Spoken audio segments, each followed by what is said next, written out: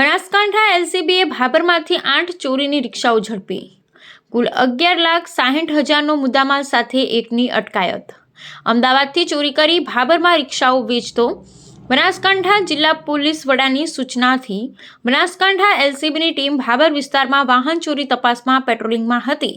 તે દરમિયાન ભાભર નવા બસ સ્ટેશન પાસે એક શંકાસ્પદ રિક્ષા ચાલક આવતા રિક્ષા ચાલકને ઊભા રખાવી પૂછપરછ કરતા તેનું નામ વાલ્મીકી દિનેશભાઈ સતાભાઈ રહે વડા તાલુકો કાંકરેજ હાલ રહે અમદાવાદ હેબતપુર હોવાનું જણાવેલ તેમજ રિક્ષાના કાગળ માંગતા રિક્ષાના કાગળો ન મળી આવતા કડકાઈથી પૂછપરછ કરતા રિક્ષા ચોરી કરવી હોવાનું કબૂલાત કરેલ છે તેમજ અન્ય પણ રિક્ષાઓ ચોરી કરી હોવાનું તેને કબૂલાત કરેલ છે। કુલ 8 રિક્ષાઓ ચોરી કરી હોવાનું કબૂલાત કરેલ તેથી બનાસકાંઠા એલસીબી દ્વારા પૂછપરછ કરતા વાલ્મીકી દિનેશભાઈએ જણાવ્યું હતું કે અમદાવાદમાં રિક્ષા ચલાવે છે। છેલ્લા 6 મહિનાથી અમદાવાદના સોલા તેમજ સરખેજ પોલીસ સ્ટેશનની હદમાંથી રિક્ષાઓ ચોરી કરે છે અને ભાભર વિસ્તારમાં વેચાણ કરી હોવાનું કબૂલાત કરતા તમામ રિક્ષાઓ એલસીબી પોલીસ બનાસકાંઠાની ટીમ દ્વારા રિકવર કરી ભાભર પોલીસ મથકે વાલ્મીકી દિનેશભાઈ સત્તાભાઈની અટકાયત કરી 8 રિક્ષા જેની કિંમત 11,60,000ની કિંમતની કબજે કરી ભાભર પોલીસ મથકે લાવી કાયદેસરની કાર્યવાહી હાથ ધરેલ છે।